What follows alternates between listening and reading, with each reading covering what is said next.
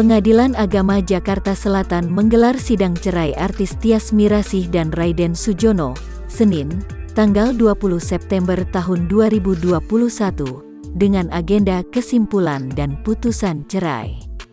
Namun, dalam sidang tersebut, Tyas Mirasih dan Raiden Sujono kompak tidak hadir atau mangkir dari persidangan.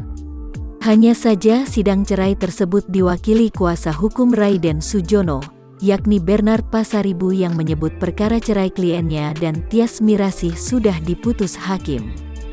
Bernard menambahkan, ia belum memberikan info kepada Raiden mengenai rumah tangganya yang sudah berakhir dengan Tyas, usai diputus perkara oleh Hakim Pengadilan Agama Jakarta Selatan. Kendati demikian, Bernard Pasaribu tak mau membocorkan alasan mendasar Raiden Sujono ingin bercerai dari Tyas Mirasih.